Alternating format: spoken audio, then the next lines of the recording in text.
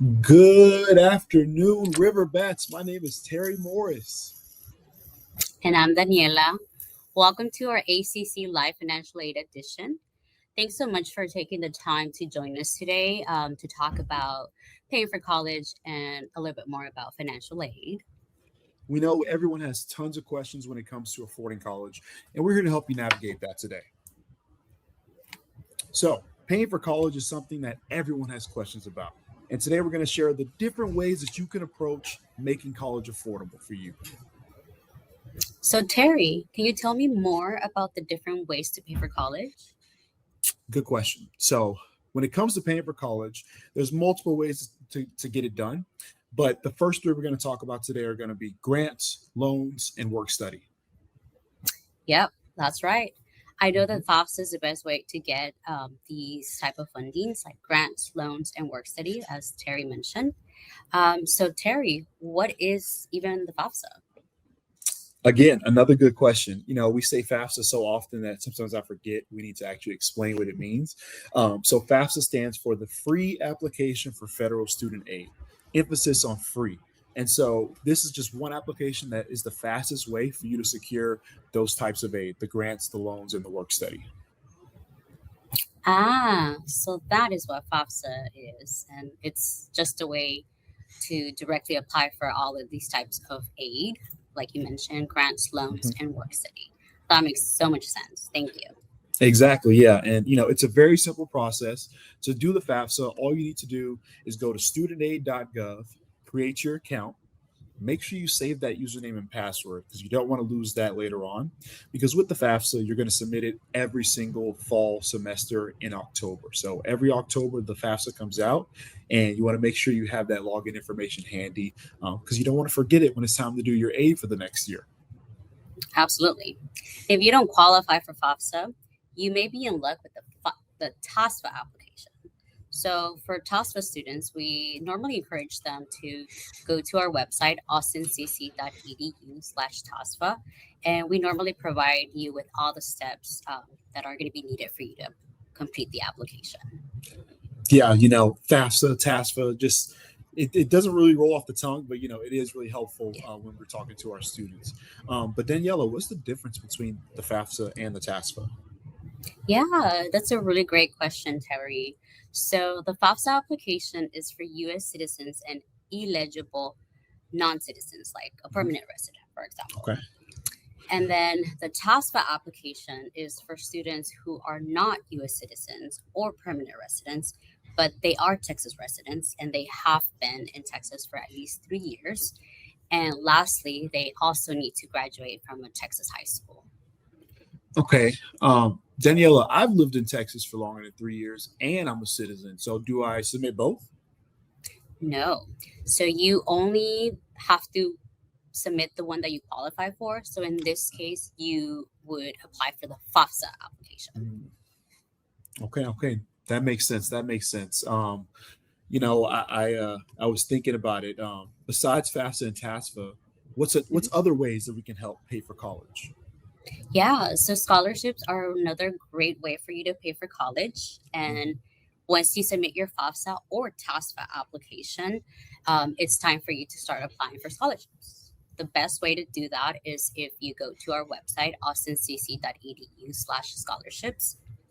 Okay, yeah, no, actually, I remember this. So, scholarships, from what I remember, they open up every January 15th.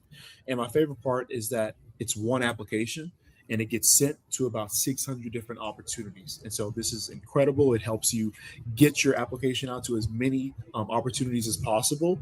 And, it doesn't take too long to do. It's a couple of questions, and you do have to do a 250 to 500 word essay. But Terry, what if I don't like to write essays? What options do I have?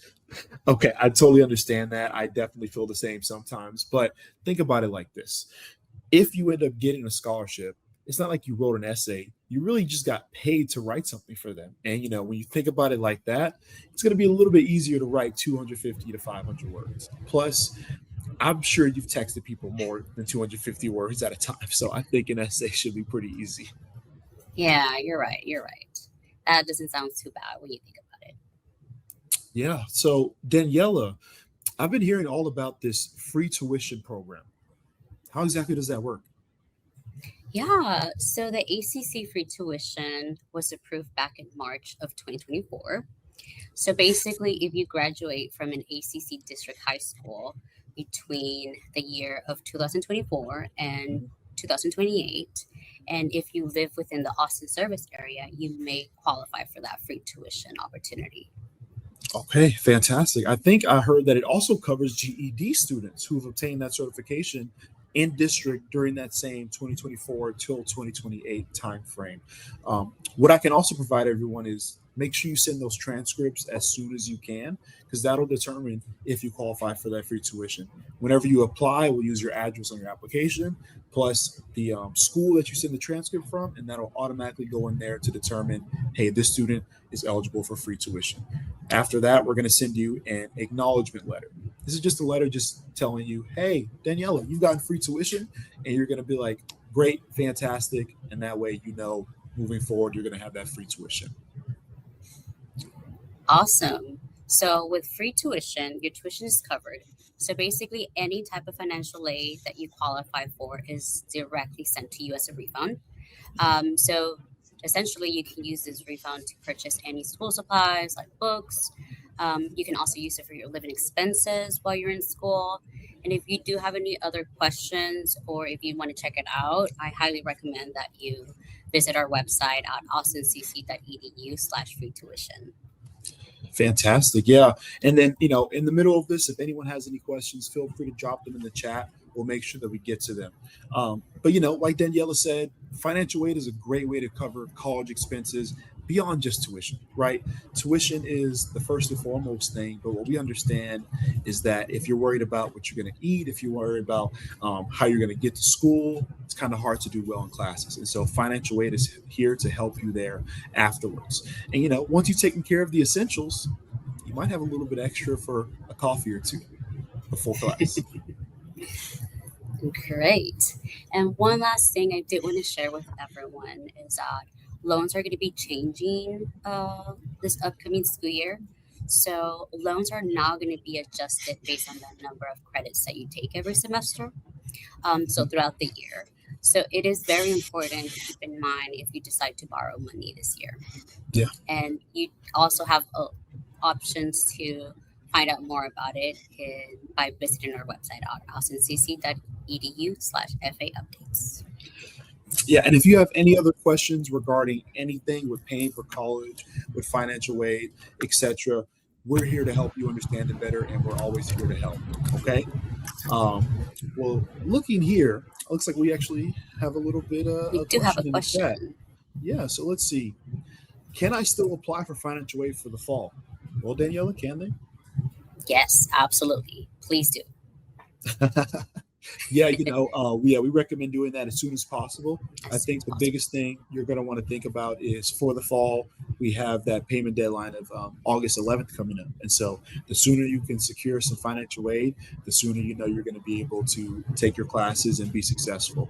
But one thing I would also add is even if you are a late start student, right? Let's say you just recently decided, I want to go back to school, and you decide, hey, I'm going to start taking classes in October. You can fill out your FAFSA at any point during the fall semester, and we can make sure we can get some aid sent your way if you qualify for it. So it's never too late. You always have an opportunity to send that FAFSA. Okay. Daniela, here's another question for you. Mhm.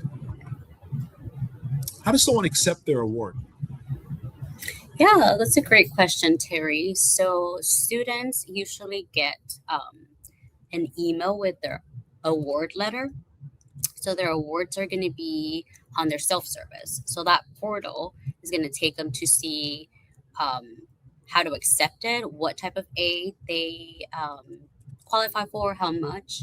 And then once they accept that, they have the option to sign their offer letter. So everything's going to be through their student portal on ACC self-service.